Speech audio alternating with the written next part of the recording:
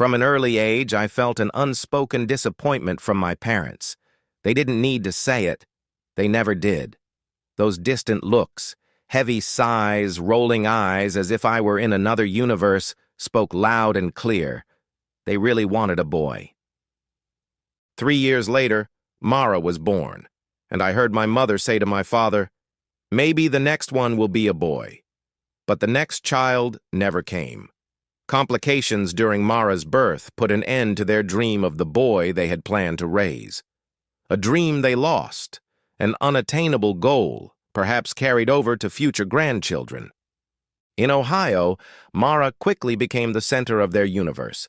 She had a magnetism, springy brown hair, a loud laugh, and an ability to draw people in, especially our parents.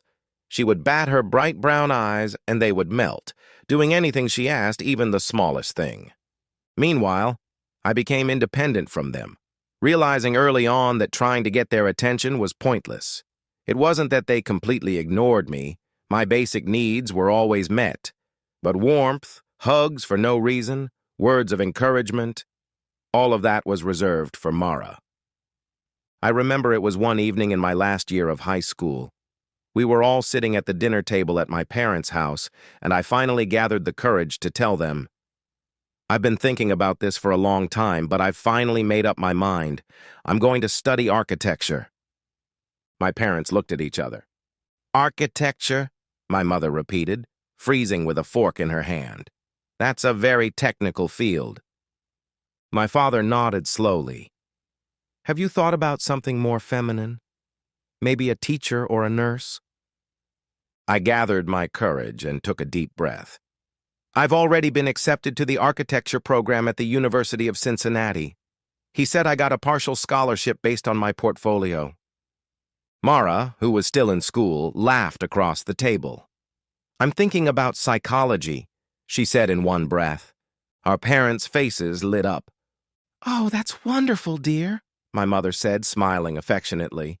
"You've always had such good intuition." When their voices died down, I silently stirred the peas on my plate. I no longer tried to win their approval. Instead, I forged my own path. The people who write WAVI. In my sophomore year of college, I met Nolan. He was a senior studying urban planning.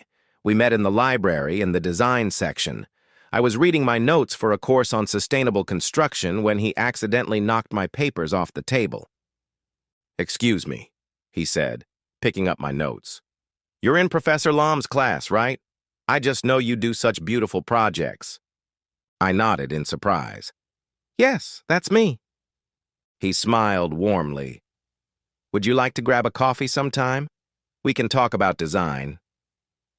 That coffee turned into dinners, evening classes, and weekend trips to the mountains. For the first time in my life, I felt truly seen. Nolan loved me not for what I didn't have or how I compared to others, but for who I was. After graduating from college, Nolan got a job at a leading design firm in the city. We moved in together and into a charming little apartment in the city center. It wasn't perfect. The pipes rattled and the windows creaked during storms. But it was ours. We would stay up late drawing on the board, dream projects, plans for the future. When it was time for Nolan to meet my parents, I braced myself for the worst. But oddly enough, they liked him. "Nolan!" my mom exclaimed. "I'm so glad to finally meet you. Will you come over for Thanksgiving and Christmas?" My dad patted him on the back. "What kind of design experience do you have? Sarah said you're a real visionary." They started calling him son, as if they had always wanted a son. Thanks to Nolan, I learned that they had the son they never had. They bombarded him with questions about his career, his future, and even when he was going to start a family. Mara, who had finished college but couldn't find a job and was still living with her parents, sat off to the side and watched. Her face was unreadable. For the first time, I had something she didn't, and the shift in attention was palpable. The next evening, without hearing a word of the argument, Nolan made his now famous risotto and garlic bread, which has set off our finicky smoke alarm ever since. He reached across the table, took my hand, and said, "Sarah, will you marry me?" My eyes filled with tears. "Yes, Nolan. 1,000 times yes." It was disappointing to my parents, but we wanted an intimate, personal wedding. "It's your big day," my mom said. "Wouldn't it be better to do something grand?" "It's a special day," I repeated. "This is exactly what we want." We had a small ceremony in the garden with close friends and a few family members. We got married under a canopy of blooming wisteria. But when the honeymoon was over, the pressure started to mount.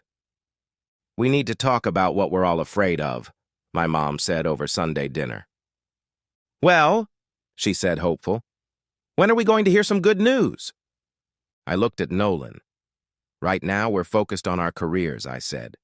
"We want to establish financial stability before we have children." My father shook his head. "Your mother and I had nothing, and look at us now." After that, every family gathering was accompanied by stories about friends who had become grandparents, as well as not-so-subtle hints and hints. Their expectations hung over us like storm clouds. 2 years later, after saving diligently, Nolan and I bought our first home, a small craftsman-style house with a porch and an overgrown yard. We envisioned it filled with joy, love, and someday children. But we weren't going to give up. We were patient and willing to wait until it felt right. But one day, as the whole family was gathering for dinner, Mara dropped a bombshell. "I'm pregnant," she announced, placing her hand on her stomach. "It's Garrett." Garrett was her on-again, off-again ex-boyfriend, a musician who had disappeared. Our parents seemed to ignore his unreliability.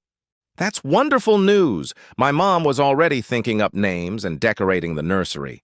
They decorated the house, took her to prenatal classes, and converted rooms into a nursery. Little Eliza changed their whole lives. Every babble, every giggle, every tooth, everything was photographed and adored. When we came to visit, I watched Nolan rock Eliza and whisper in her ear. There was a desire in his eyes that he never admitted. My mom noticed it too. "Nolan is good with children," she said. "He'll be a great father." The hint was clear. The pressure intensified. We started trying. I tracked my cycle, gave up caffeine, took prenatal vitamins, even tried yoga to calm myself. But the silence between us, the months of nothing happening, weighed on us more and more. While I sat on forums and cooked meals, Nolan spent more and more nights at my parents' house.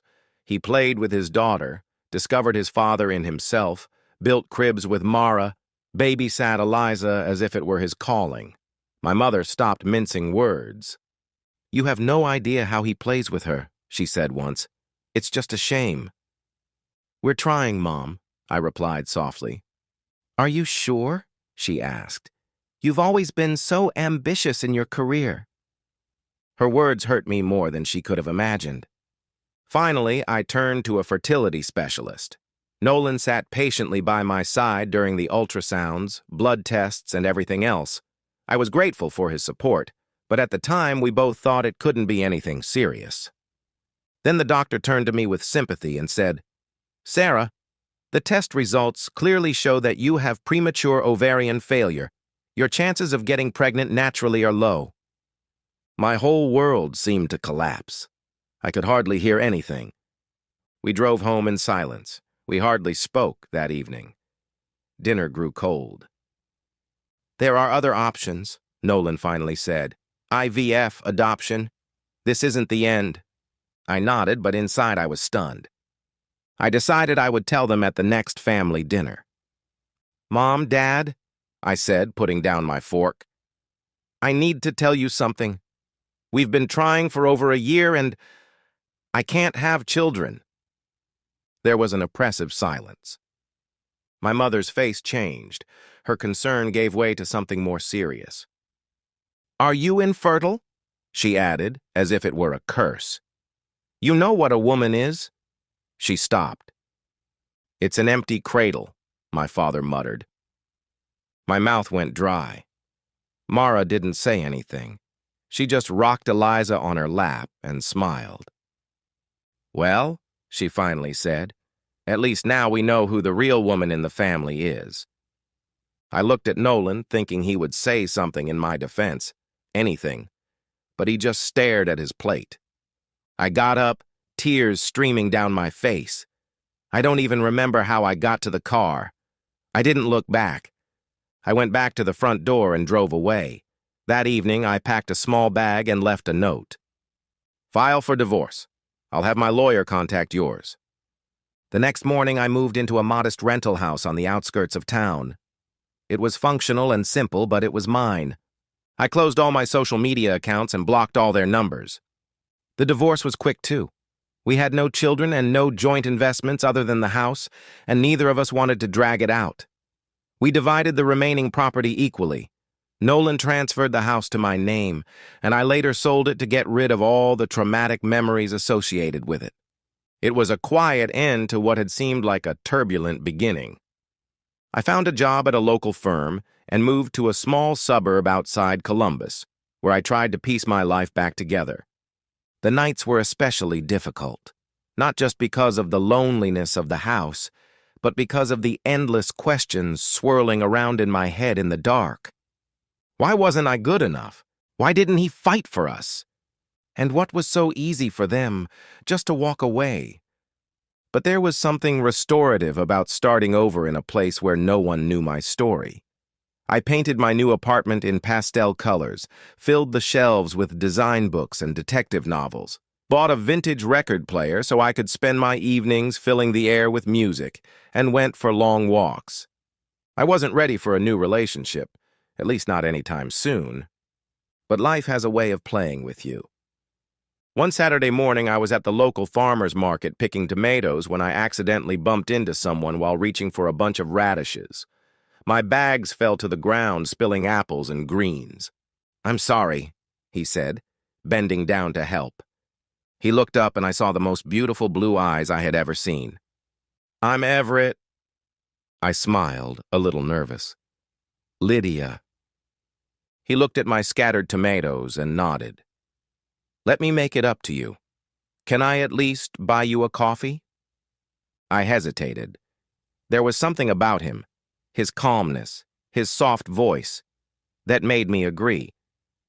Coffee turned into a walk in the park, then lunch at a small cafe nearby. He introduced himself as a high school science teacher, divorced, no children, just a dog named Kip who loved to chase birds but was afraid of puddles. In those 2 hours, I smiled more than I had in the past few months. We took our time.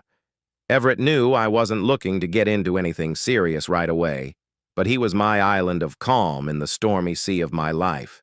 He never pressured me to talk about my past. He just listened when I wanted to talk. And when I finally told him everything, about my infertility, about Nolan, about Mara, he didn't even flinch. "You're not broken," he said. "Whatever life throws at us, we'll get through it together. If the higher-ups ever decide we need to have kids, we'll figure it out.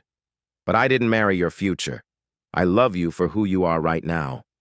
It was the most sincere thing anyone had ever said to me. 4 months later, we eloped and got married in a small courthouse in front of a few close friends, without a lavish reception or speeches, just two people who had been through suffering and were filled with a desire to build something real. About a year after the wedding, we ran into a problem. I was constantly tired. At first, I blamed it on work. Then the nausea started, first in the mornings, then at random times throughout the day. Joseph Everett joked that maybe Kip was sharing his dog treats with me. It wasn't until I nearly passed out at the garden center that he made me go to the doctor. I went reluctantly. They took my blood. Then they took it again. When the doctor came back, her face was impassive. "Mrs. Withow," she said, sitting down across from me, "congratulations, you're pregnant." I laughed, not because it was funny, but because I couldn't believe it. "I don't know if that's possible," I said.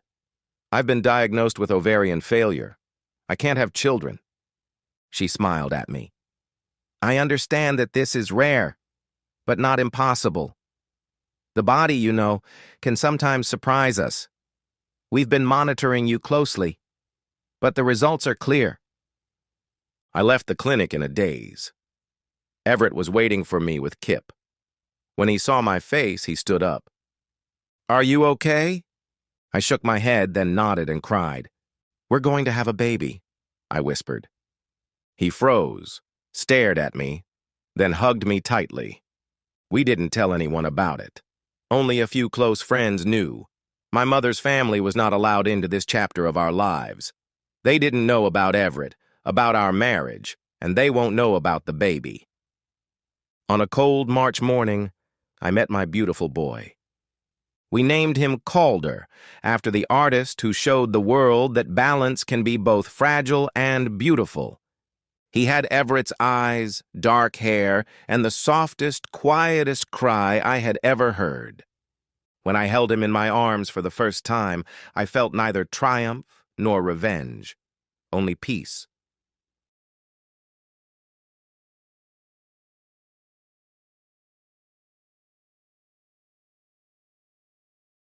I am 35 years old, a back-end developer at a logistics company, and I work from home. I am used to a structured life, so much so that for several years my life revolved around spreadsheets and programming. I got up every day to go for a walk and made sure I didn't go over budget. I'm one of those people who carefully track every dollar, know what it is spent on, read every line of a contract, and keep backup copies of all backup copies. Not out of fear. It's just how I've lived my whole life, thoughtful and purposeful. And yet, all of that, and perhaps that sense of presence, clouded by my inability to see beyond the next 3 years, the slow drift, the way silence can gently pull you into a different channel than the one you're building your life around when you're too busy planning big changes. All of that was what made me feel alive. I had been living with a woman named June for over 2 years, but we had been a couple for 4.5 years. We met through mutual friends at a backyard dinner in Tucson. I was starting a new job and had rented a very boring apartment. She was between freelance branding projects, having just finished a job in Seattle. We liked each other right away, chatting over paper plates of ribs and corn salad. A year later, she started moving in with me, but gradually. A toothbrush here, a favorite blanket there, and suddenly my apartment felt like our home. All June, I dreamed up all kinds of ideas. She was creative. She worked in visual design and sometimes photography. And she was a restless joker, constantly moving from one project to the next. Her income was irregular, but she always paid her share. It wasn't hard for me to cover the extra expenses. I was making good money, and it was a mutually beneficial arrangement. I thought we were trying to build something real. In September, we started talking about the future. Not so much about marriage, we weren't traditional, but about something similar, about a place, maybe a house. June hated our noisy neighbors upstairs and wanted a yard. She dreamed of greenery, a backyard, a garden. I had already started collecting links to townhouses in quiet neighborhoods. One evening, while folding laundry, she suggested we start a future fund, something that wouldn't be just for a house, but rather for anything we might want at any point in our lives. I liked the idea. It felt like real progress. So we opened a high-yield savings account in my name at my bank, since I already had access to it. June wasn't planning on doing this. She wanted to help. We decided that she would transfer her half to me every month, and I would put the entire amount into the account. For a while, everything went great. The transfers kept coming. The balance grew, and I didn't even look at the account. It felt like we were working together, and I trusted her. By early spring, we had saved just over $21,000. Most of it contributed by me, as I had more money. I told her I was happy to sacrifice something for our future. She kissed me on the shoulder and said, "Yes." It was a normal day, no different from any other. It was Thursday, and the day was coming to an end.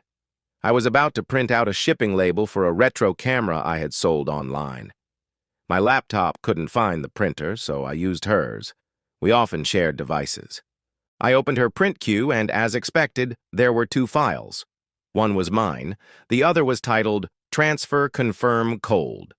Out of curiosity, I opened it. It was a standard bank transfer confirmation. $17,800 sent 2 days earlier to Colt Hensley. The note read, "Hope this helps. Don't make me regret this." I stared at the screen, stunned. The date matched the date I received my last paycheck. I looked at the high-yield savings account we had opened together. The balance was $0. There was no panic, just a strange silence. Not shock, more like everything had suddenly stopped. June mentioned Colt a few times, 3 or 4, I think. He was her ex-boyfriend, the guy who, according to her, never got his life together. And then, after a pause, she added, "It's one of those stories that never gets told. You just walk away and don't look back."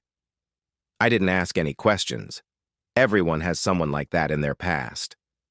That evening, she came home like she did every evening. Keys on the tray, a kiss on the cheek, asking if I wanted dinner.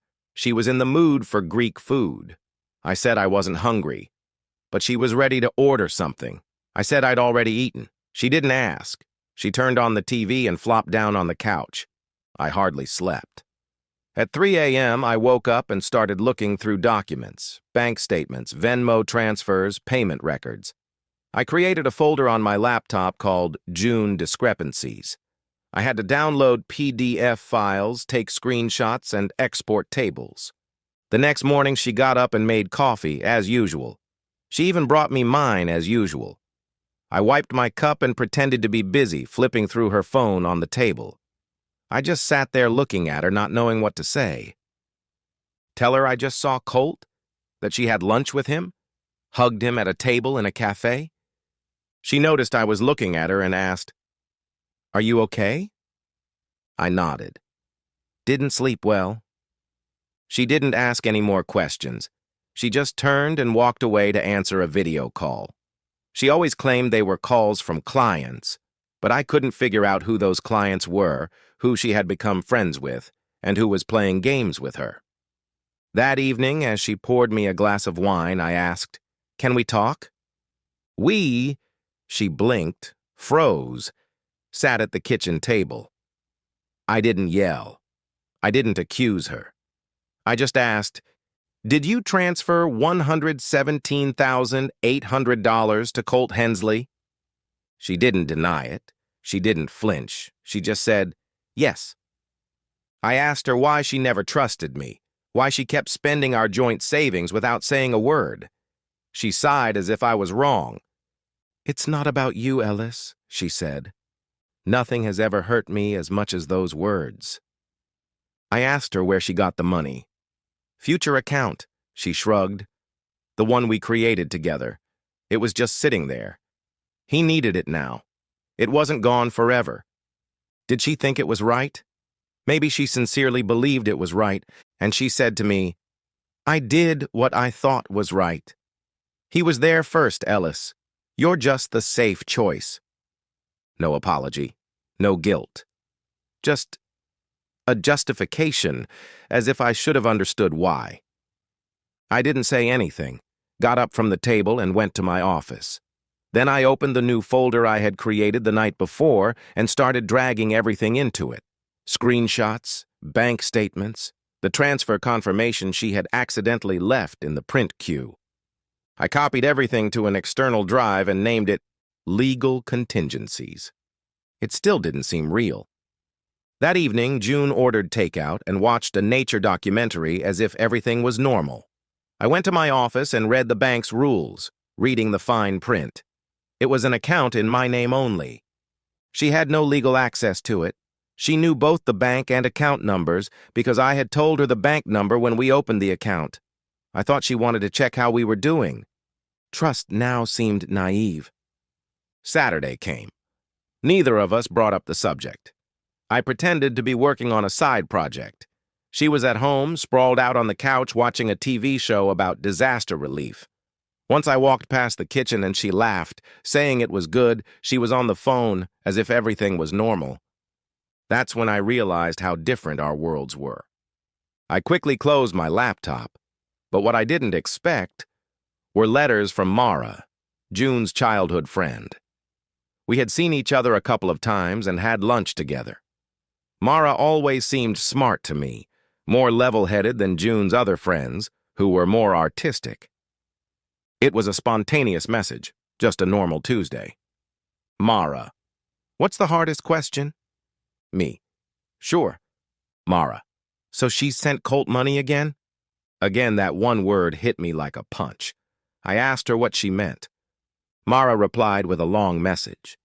It wasn't emotional, just very clear and direct. June never used to be like that, she said. By that time, she was living in Oregon with her teacher, Aaron. They had joint savings and were talking about marriage. But one day, June transferred $6,000 to Colt. Colt had recently quit his job and wrecked his car. June said it was an act of loyalty to Aaron. Mara called it something else. Me: "What would you call it?" Mara: "Emotional sabotage." For June has this ability to destroy stability when she starts to realize that her life is becoming too real, especially when she feels that someone else needs saving more than she does. I read and read, immersed in her words. Then I remembered what the bank investigator had told me. If I had the recipient's contact information, I should let them know that the funds were being investigated. I opened the file with the wire transfers and found the email from Colt. I wrote a short, terse message. Unauthorized transfer of funds. Bank transfer fraud. Colt: "This transfer was unauthorized and has been reported to my bank and law enforcement. If you do so, you may be contacted by investigators from the bank or the issuing bank." Then I exported the transaction to a PDF with a signed affidavit and case number. Then I clicked send. The letter did not bounce back. The next morning, June paced from corner to corner. She was quiet, but something was not right. She sat on her phone every day, reading emails, switching between apps, muttering something under her breath. I could see her doing all this out of the corner of my eye. It was clear. She knew she was being followed and was waiting for the wheels to start turning. It was in this atmosphere that she asked me that evening, "Have you been talking to anyone lately? About anything?" I tried to keep my voice steady. "No one important." She nodded and didn't ask for details. The next day, I noticed another detail. Her Venmo account, which she used almost daily, was inactive. No payments, no requests. I went to Colt's public Instagram.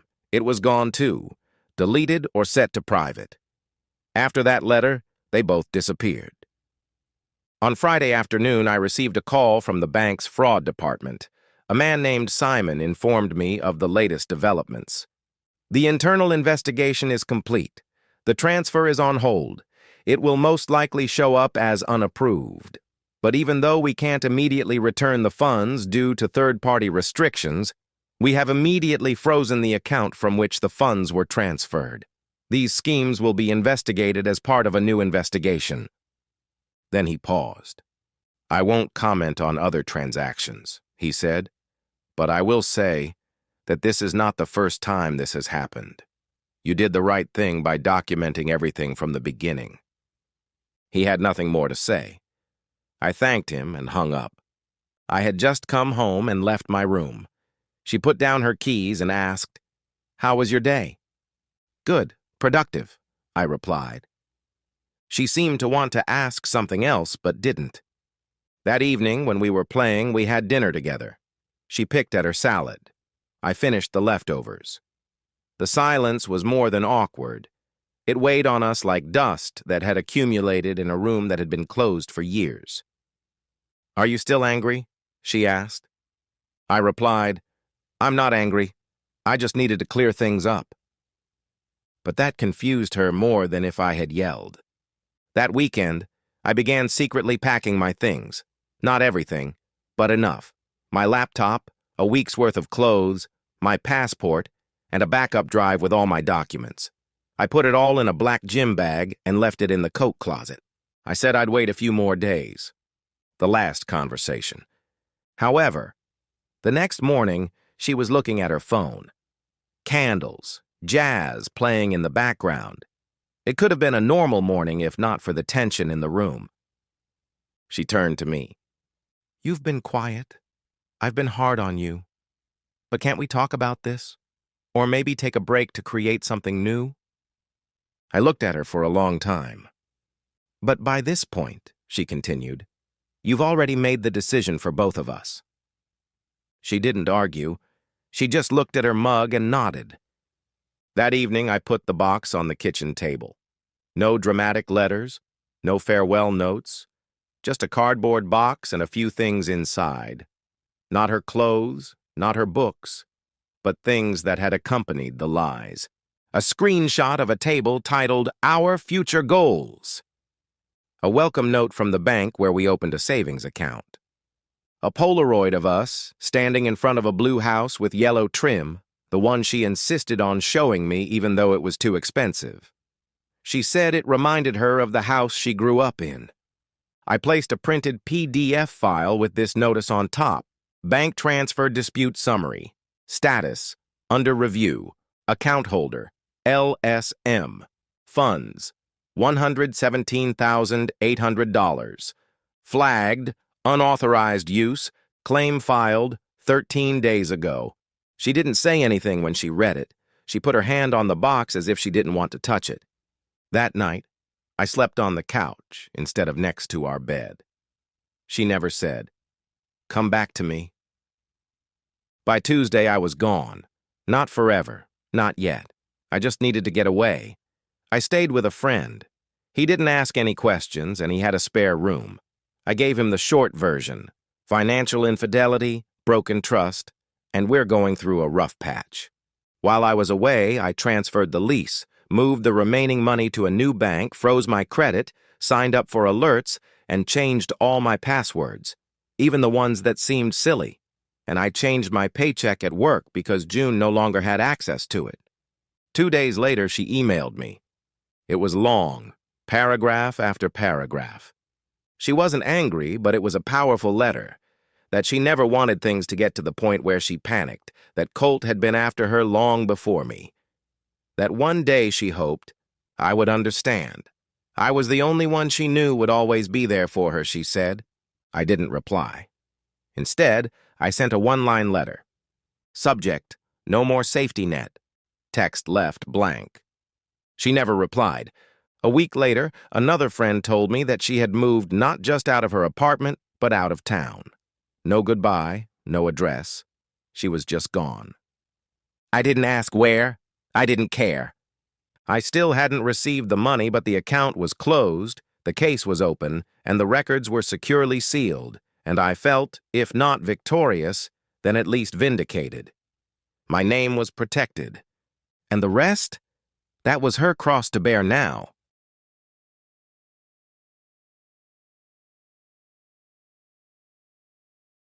My feet were killing me.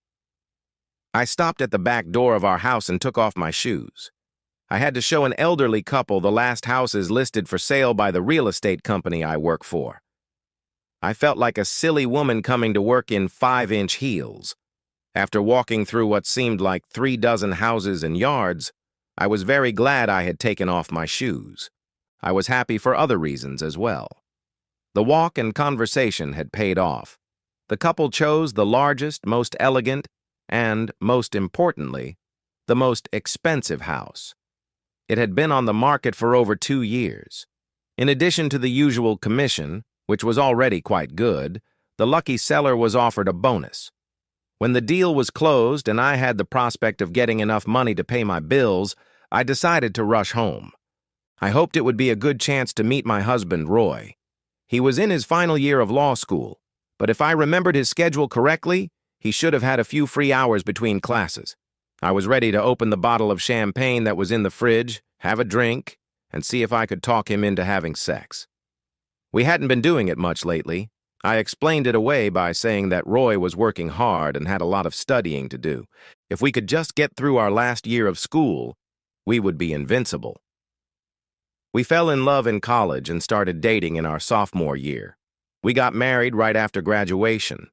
We both jumped into entry-level jobs in business, worked different schedules, and agreed to put off having children until we were in a good financial position, maybe even strong enough for me to quit my job and stay home. Within 6 months, our sex life disappeared. Roy and I were working 16 hours a day, coming home and snapping at each other. Finally, one day we sat down and looked at each other. "This has to change, Christy, or we won't make it to our first anniversary, let alone our 25th. I tried not to respond sarcastically, not because he was wrong, but because that's how I had been responding to him lately. I was using him to vent my emotions, and he was doing the same to me. I took a deep breath. "You're right, dear. Right now we're two stubborn, unpleasant people, and I don't like it. If we keep this up, we'll become two stubborn, angry, lonely people." He stood up and started pacing around the room. "I have an idea. It's something I've always wanted to do. It will be hard for a while, and you'll have to take on most of the burden. But if it works out, we'll have a peaceful life." So we revealed our plans to each other. Roy told me he wanted to become a lawyer, and I told him I wanted to be a housewife someday.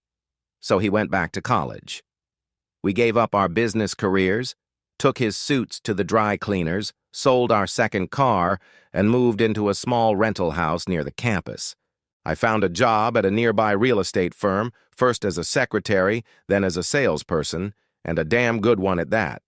Roy's time was filled with classes, training, and presentations. I became well-versed in mortgages, facades, and square footage. We had a lot of fun impressing each other and constantly improving our skills. We didn't have much money left in our accounts, but we kept our heads high. I even liked my job so much that I considered staying on part-time after Roy finished school. Our sex life returned to normal. Thank God. It wasn't a return to the nightlife we enjoyed when we first met, but it was very satisfying. Roy wasn't a virgin when we met, but neither was I, and what we learned from other lovers, we enthusiastically applied to our relationship. I was happy. It seemed like we had it all, and with Roy's graduation, there was even more to look forward to. He was top of his class, and his experience as a manager, albeit at an entry level, didn't hurt. He had already been approached by several firms specializing in corporate clients. However, there always seems to be a however. In the second half of the semester, things started to decline again. We went from 3 or 4 times a week to once a week, then to once every 2 weeks, and now it's been over a month. I was a perfectly normal woman, especially in terms of sexual appetite, and I needed a little love. I was so horny that for a moment I thought Herb, the notary in our office, looked pretty good. He was a man in a plaid suit with a part in the middle of his hair. He was driving our beautiful blonde secretary crazy with his attempts to get to know her, but he always made ugly comments that he thought were compliments to any woman. On the day I really started thinking about it, after Herb made a comment about my legs, I knew I had to do something. So when David, the owner and director of the company, said, "Take the day off and celebrate," it seemed like divine providence. I jumped out of the car in the driveway and headed for the refrigerator, wondering which of my few thin lace dresses would be the most seductive. What the hell, I thought. There was a bottle of champagne on the table, already opened. Next to it was a metal stand for glasses that we kept for special occasions, and 2 glasses were missing. I wanted to believe that he was waiting for me at home and preparing a warm welcome, but I doubted it. First, he had no reason to think I'd be back before 5, and it was only 2:30. Second, the quiet female laughter coming from our bedroom wasn't mine. I was sure of it. I walked across the worn carpet in the hallway. The laughter grew louder, punctuated by moans that I had hoped to be making tonight. They did it. Roy was lying on his side, turned away from me, as was the girl he was with, a blonde teenager. Her leg was draped over his hip, something I could usually do with ease. Well, not after such an eventful day. I couldn't have done it without prescription painkillers. I caught a glimpse of them in the mirror on the wall. Judging by the blissful expressions on their faces, they both seemed to be really enjoying themselves. Then they pressed themselves against each other. I managed to hide, but not out of earshot. Damn, Cynthia, that was great. Well, at least now I had a name to go with the body. Always the same, lover. Roy, do we really have to do this here? What if your wife catches us? Don't worry about that. She never leaves work early, and then she always falls asleep like an old workhorse. Old workhorse? I thought, stunned. I was 24 years old and considered myself to be in pretty good shape. Not in the same shape as this blonde, I had to admit. She was beautiful, but damn. It's very bad to say that about someone, especially someone you're married to. About someone you told I love you that morning. But Roy was already crying. He was explaining to this lovely woman what a heartless woman I was. How I never understood him. How I always put work first. He even managed to sob quietly. As far as I could tell, there was a real tear running down his cheek. Damn, he was good. I was even angry at the cold woman he was married to. The one he had done so much for, tried so hard to please, worked so long to please. Of course, then I remembered that the heartless bitch was me, and my anger turned in the other direction. I quietly slipped out into the hallway and went to look for the video camera I had taken from work. When moving into a new apartment, it was useful to record everything for the rental ad. I had used it the other day and hadn't returned it, although I had put the tape in my briefcase. I stopped in the living room and looked around. One part of my brain thought it looked like a scene from a bad soap opera or a cheap detective movie. I was about to film my husband and his mistress. Another part of my brain remembered the last time we used the video camera at home. Even in these circumstances, I blushed. We were enjoying hamburgers and Miller beer. I was wearing only one of his shirts. When I leaned across the table to grab the last piece of cheese toast, he ran his hand down my leg and smiled. Hey, beautiful. Do you come here often? I turned around, sat on his lap, wiggled my butt, and gave him my most seductive look. Not often, big boy. Why don't you make my visit unforgettable? We did. We made it unforgettable right there. When I was halfway to carefully unbuttoning the shirt I was wearing, he had a second idea. He suddenly ran into the living room and came back with a camera. Roy! Come on, sweetheart. It'll be fun. We'll have something to remember when we're old and gray. I wasn't an old workhorse that day. A thought suddenly popped into my head. You've got to be kidding, I said to myself. I ran down the hall and peeked inside. Now all I could see were a pair of legs dangling in the air, and oh yes, I saw the video camera mounted on a tripod, recording everything. It was in plain sight, and he had clearly been hiding the recordings from me. Recordings? No way! Was he really that confident, or was he even more stupid than I thought? I ran back down the hallway. I couldn't believe they hadn't heard me come and go because they were so busy. I looked in the closet where we kept the tapes, including the one we had recorded today and hadn't labeled. When my hands reached the back wall, I found not only that tape, but 3 others hidden behind it. None of them had any labels. I took 3 empty cases from the trunk of my car. I put them in the package from which I had taken the recorded tapes, and then put everything back in its place. The only difference was that the tapes from the closet were now in my car. I didn't want to go back to the office, so I drove around town until it was time to go home. I didn't expect him to be home. I also found a note explaining that he had accidentally knocked over a bottle of champagne and broken it. He apologized. I already knew that. I just wanted him to feel even worse. While he was in class, I looked through his notes. Oh yeah, he was busy. Not very creatively, though. Cynthia must have been scheduled for Thursday. The other 3 days, Monday, Tuesday, and Wednesday, were just as lousy. I started to wonder if I should be flattered that he had enough energy to have sex with me on Saturday nights sometimes. Speaking of Cynthia, I rummaged through the closet again and pulled out the last tape. I had just enough time to run to the office, hook up 2 VCRs, and copy the tapes. Thank God for Roy's long lectures, although they probably weren't as boring as I thought. My beloved returned home without a happy smile on his innocent face. I have to admit he was good. He said, "I'm so tired, maybe tomorrow night," with such a serious expression on his face that if I didn't know better, I would have believed him. But not now, considering what I had seen and heard. The next week was tense. I avoided home during the day. I had too much to do. Trips to the bank, meetings with a cute lawyer, consultations with a rental agency. A woman's work is never done. Well, until Thursday evening when I came home again at 2:30. They were clearly fans of routine. Same bedroom, same bed, same position, same words. Not much fun. It was Cynthia again. Well, the old schedule for home meetings. This time I leaned against the doorframe and didn't hide. Damn, I even had to clear my throat to get their attention. I have to say, the reaction was exactly what I was hoping for. Roy stood up with his mouth open. Cynthia screamed and covered herself with a sheet. "Damn it, girl," I said to her. "You could have at least left the sheet bigger so he could cover himself." I nodded toward his stomach. "Honey, I'll explain."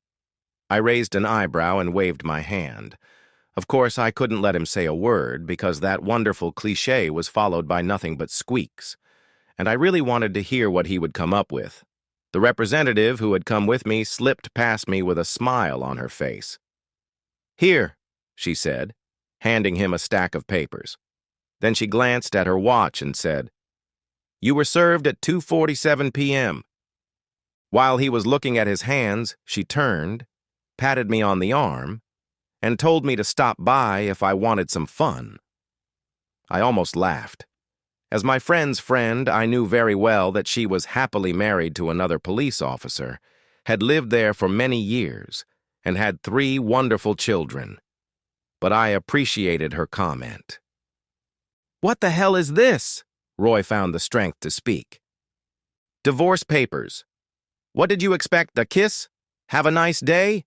It also states that our joint property will be divided in half and I get more than half. You can fight for it."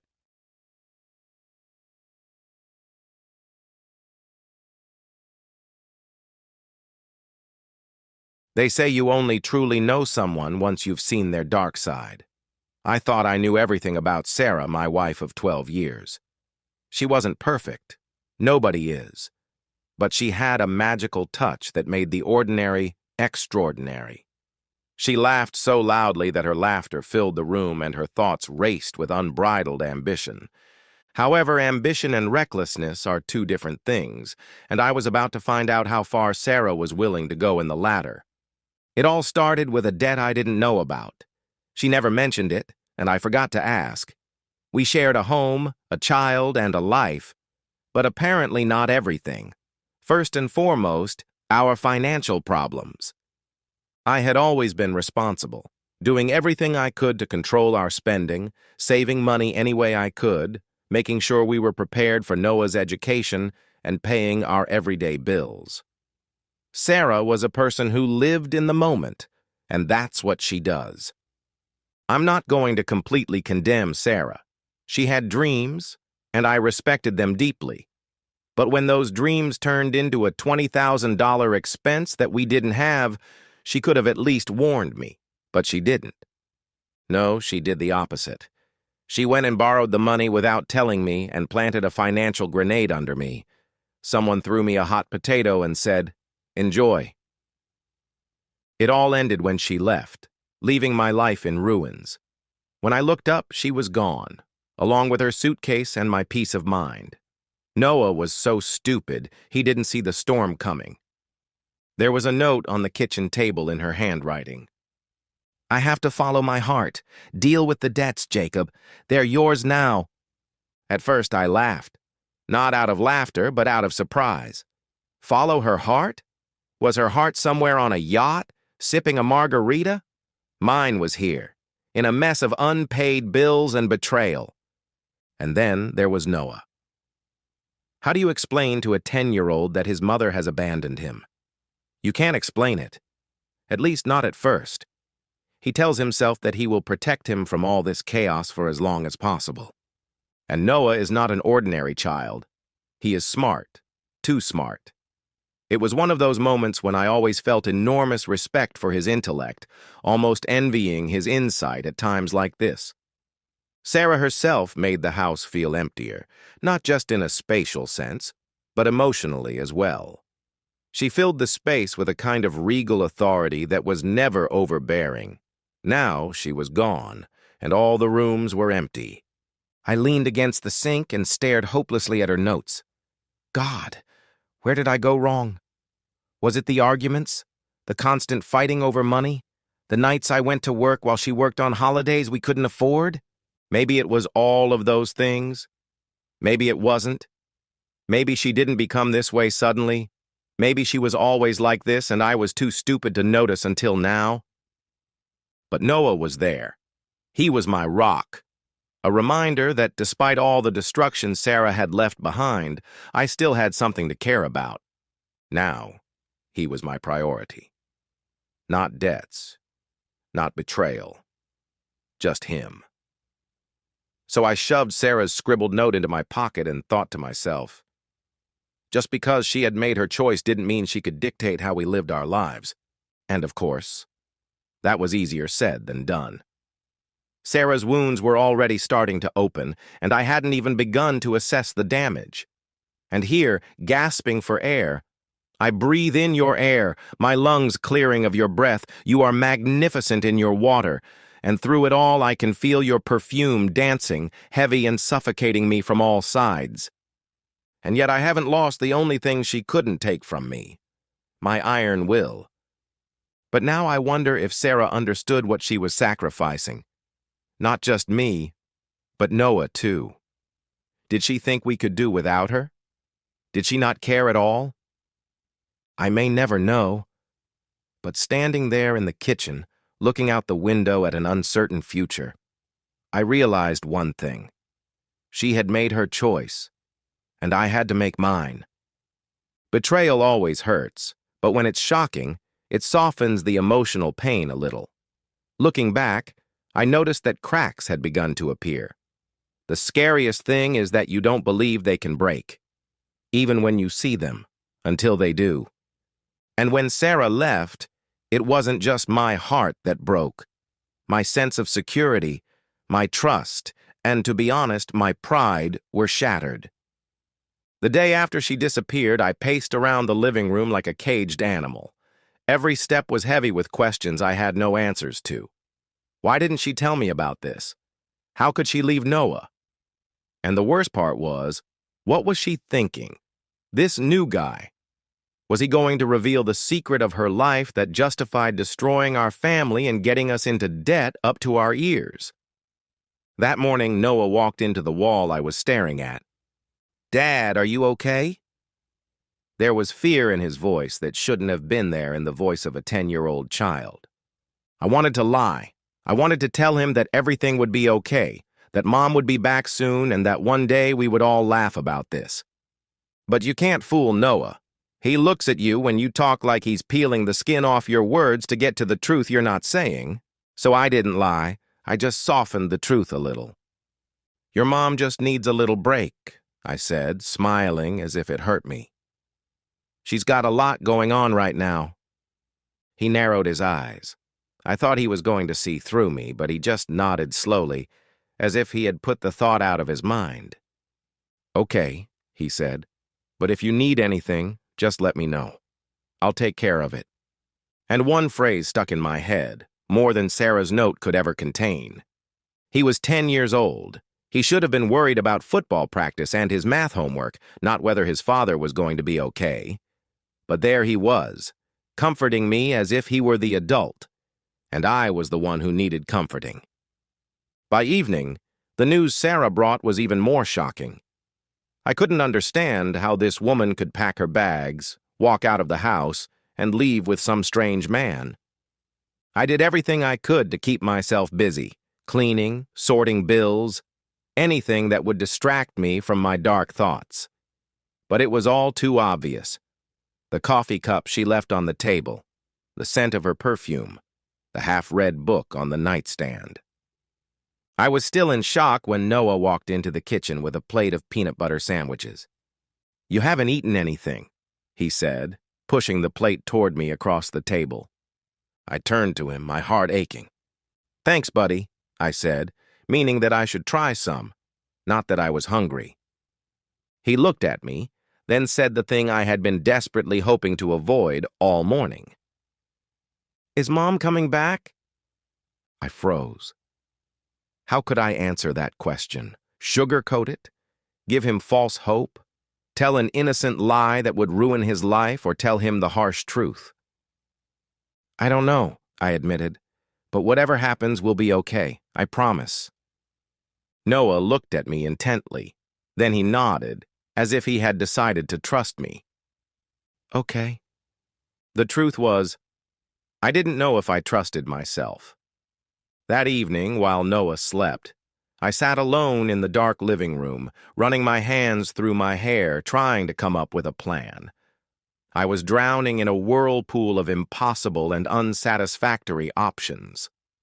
But in a world of heavy, unbearable reality, there was one thing that kept me afloat: Noah.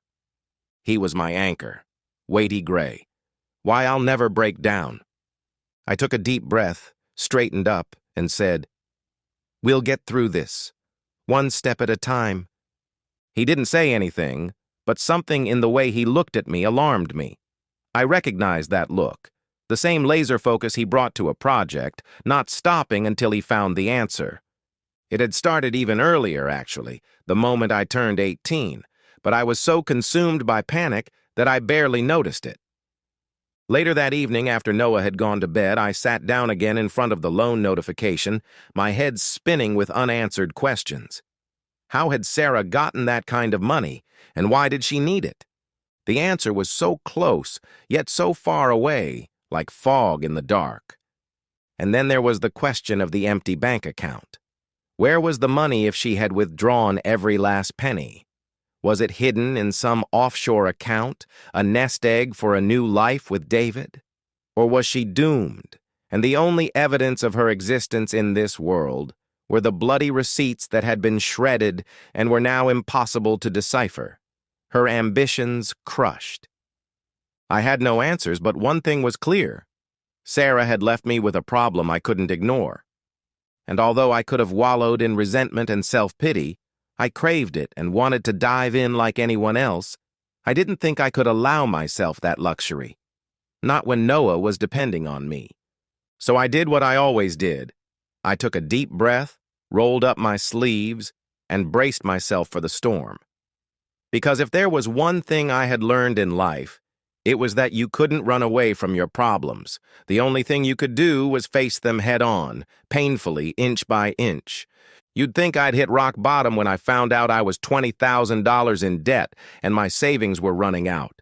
But not so fast. Rock bottom has a way of showing up at the worst possible moment to remind you how many more obstacles you have to overcome. The next few days were a blur. Bills, emails, failed attempts to contact Sarah. I was hysterical, trying to come up with some kind of plan, anything, to keep the avalanche of debt from burying us in our sleep. But just as I was finally starting to feel some satisfaction, disaster struck out of nowhere. The first surprise was that Sarah had put our house up as collateral for a loan. She had taken out a mortgage. Then came the official letter threatening legal action if the payments weren't made immediately. But the silence was unbearable. Sarah didn't answer the phone. It was as if she had simply vanished. Poof. And if I could penetrate the trail she left behind, I would have to sift through the debris. I couldn't even talk to her. I couldn't demand an explanation. All that remained was her folded farewell letter, a cruel reminder of how quickly she had disappeared. And then Noah appeared. My son. My rock. My endless source of strength and guilt. He didn't know all the details of the crisis, but he knew enough to be concerned. I see it in his eyes when he looks at me, his brow furrowed in concentration, as if he's trying to solve a puzzle beyond his years. And every time he sighed in response, "It's okay, Dad.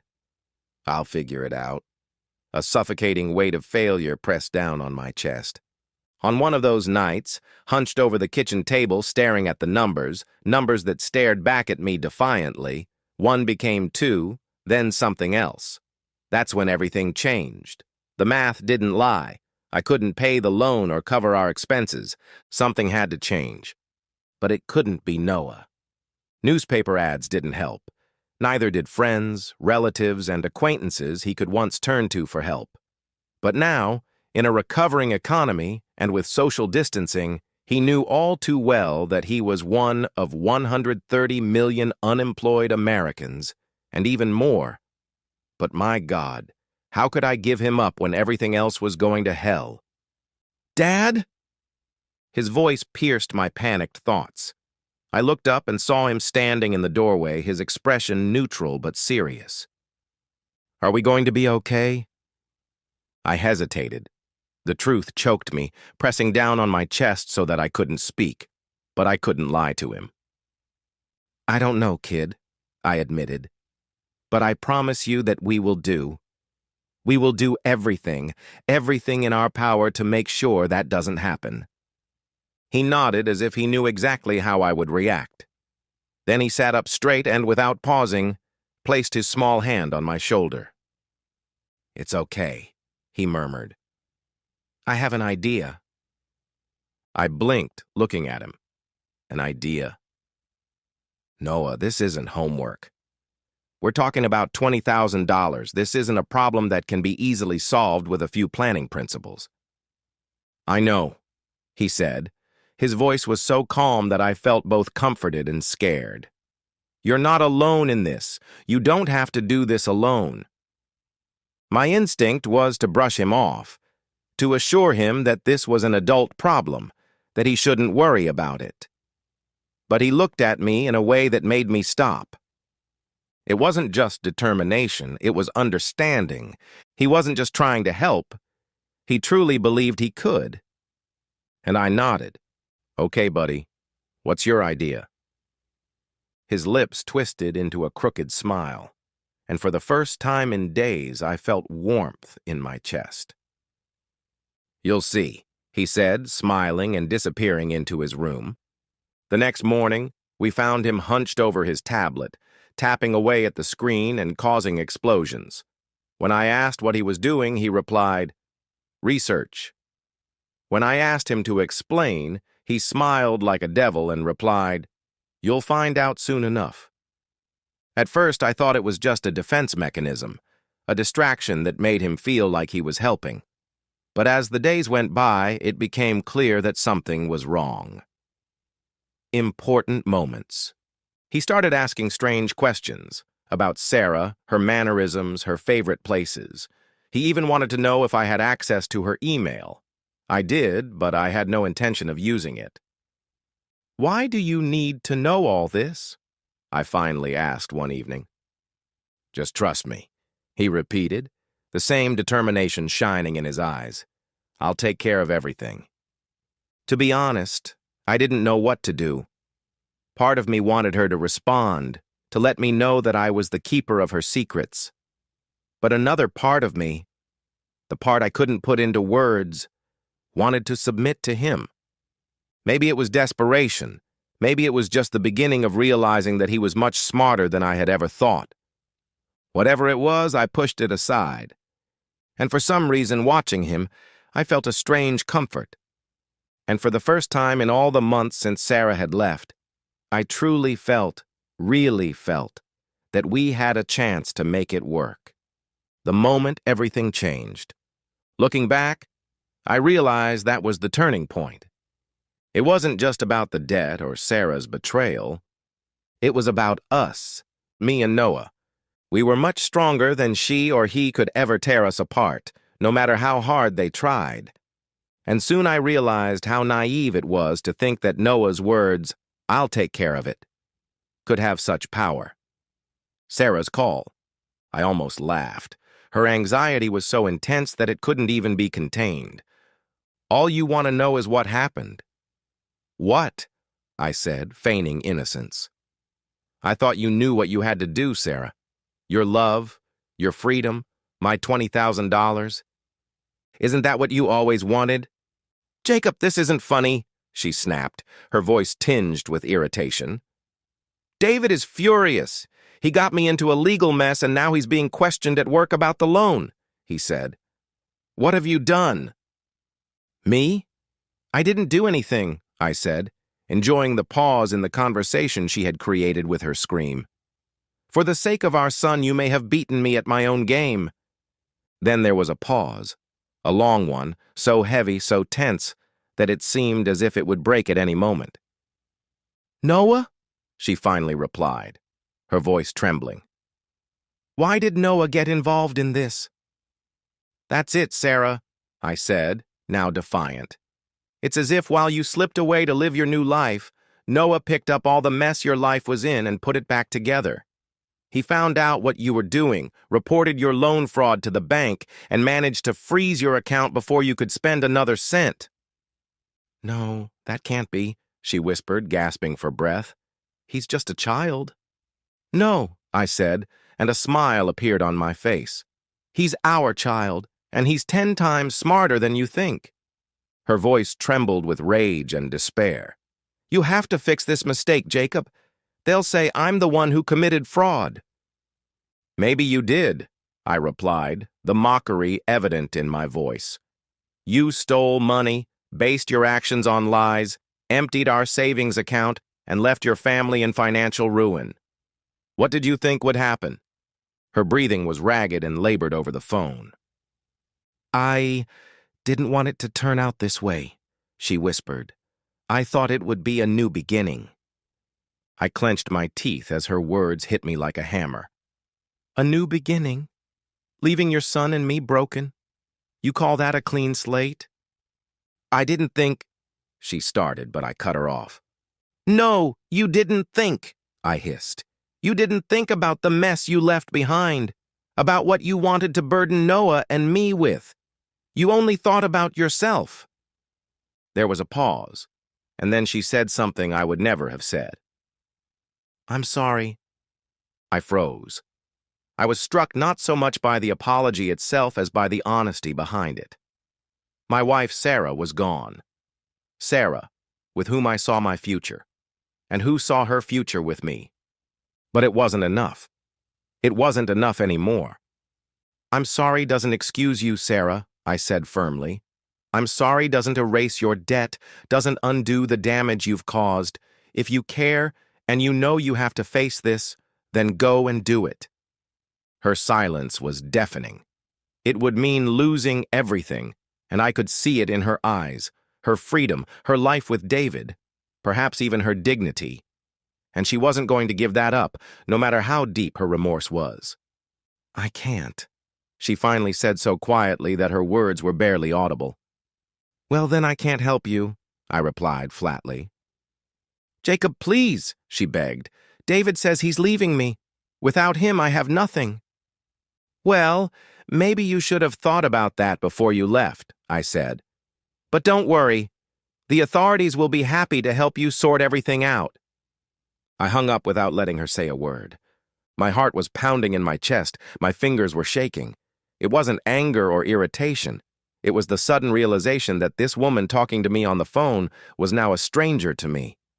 The woman I had devoted my life to was dead, and Sarah was here in her place. This was not the mother he needed. Now she was a shadow of her former self. Dad? Noah's voice interrupted the whirlwind of thoughts in my head. I turned around, and there he was, standing with his arms crossed, leaning against the door frame, a broad smile on his face. She sounded scared. Yes, she's scared, I said, forcing myself to smile. You did well, Noah. You did really well. The smile that spread across his face was a mixture of pride and relief. What now? Now! I exhaled one last time, feeling the weight of the approaching mass. We'll wait, and we'll make sure she never hurts us again. Because if I've learned anything, it's that Sarah didn't just run away from her mistakes. She ran away from herself. And no matter how fast she drove, the truth was always close behind, waiting for the moment when she appeared in the rearview mirror, rebuilding our lives. Now Noah stood in the police station and looked at me with determination in his eyes. "Now it's our move," he said. The second problem was what to do about the fake loan. But I didn't give up that easily and called the bank with irrefutable proof that Sarah had lied. It was a difficult task that required countless letters and phone calls, but in the end, they gave in. The loan was canceled pending the outcome of the investigation. It's hard to say how relieved I felt. We were no longer facing a $30,000 debt. For the first time in many years, I could breathe freely without feeling like there was a sword hanging over my head. Having overcome the crisis, I began to think about Noah's future. I hired a lawyer to ensure that Sarah's stupidity would no longer threaten our stability. I could get sole custody because she had left us and was not earning any money. The case was clear. Sarah had not just walked out of our lives, she had effectively renounced her parental rights. During the custody hearing, which Sarah did not attend, there were no problems. I was granted sole custody and a court order for her to pay me $500 a month in child support. I didn't think she would ever pay, but when I talked to a lawyer, he told me that as soon as she started working, her wages could be garnished and everything would be settled. And the camper, a symbol of her betrayal, parked in our yard like a ghost that wouldn't go away. It was a useless thing that shouldn't have been kept. How could we not have realized that we should sell it? And although it didn't sell for the $35,000 we paid for it, the money from its sale was a small cushion, a small, if not giant, step toward restoring our financial situation. Noah had been stable throughout this time. He did his chores, offered to take on extra responsibilities without waiting for it to become clear what needed to be done. One evening, as we were folding laundry together, he said something that pierced my heart like a dagger. "You know, Dad," he said slowly, his words sounding like the sounds of the I Ching echoing through the air. "I have this feeling that Mom was never happy. Not with herself, not with us, not with anything. Maybe that's why she did all this." I looked at him, impressed by his insight. "You're probably right, Noah," I told him, "but you don't treat other people badly because you're unhappy. How we move forward is up to all of us." He hesitated, then slowly shook his head. Finally, he said, hesitantly, "I'm glad you're my dad. You never give up." Those words hit me like a wave in the ocean. All the guilt and self-doubt I had harbored for not protecting him from Sarah's behavior evaporated in that moment. The last thing Sarah did was sow chaos, and I couldn't deal with that. All I could think about was how we were going to get through this. And we moved on. The final step was to prevent Sarah from further destroying our lives. With the help of a lawyer, I created legal barriers to prevent her from accessing Noah or our money without a judge's permission. It wasn't a guarantee against idiotic behavior, but it gave me some peace of mind knowing that she couldn't just come back and destroy everything we had fought for all this time. And when it was all over, no one asked, "Are you okay?" After all, did we really need to plan our entire lives for a few months to get through so much turmoil? But during that time, we went from being victims of her deception to victors over our own fate. We weathered storms and went through trials together, and although they were difficult and blurry, we were grateful for the scars that remained as proof of our vibrant lives. I would like to say that Sarah changed, that she learned from her mistakes, that she became the person I hoped she would become, and I would love to say that there was a moment, a flash of insight, a realization of her mistakes that made it all possible. But life doesn't come as a gift with a bow and a happy ending. As far as I knew, she was still struggling, working odd jobs, barely making ends meet. Sometimes I felt sorry for her, but I wasn't attached to that sympathy before, and I wasn't going to let it lure me back into her web again. This was the greeting she had come up with for herself. It was just time to live by it. The storm had passed, but debris still littered the ground where Noah and I were trying to rebuild our lives. But now, for the first time in what seemed like forever, we had hope. Hope that we could see beyond the broken home we had become and see a more whole family. It started with the little things. Without Sarah's restless energy that made this house feel like home, the mornings were much less lively. Noah is a strategist by nature, so he wanted to figure out how to make our daily plans more efficient. One afternoon, he pulled out a super detailed, color-coded schedule he had made. He had one of those. "I learned all this in American corporations, Dad," he said, waving the chart that would have inspired even the best corporate planners. I smiled and shook my head. "You're only 10 years old, you know that, right? You should be into video games, not home logistics." He grinned. Someone had to keep this house in order. Moments like these reminded me of how much he had grown over the past few months. He wasn't just my son anymore. He was my partner, my rock.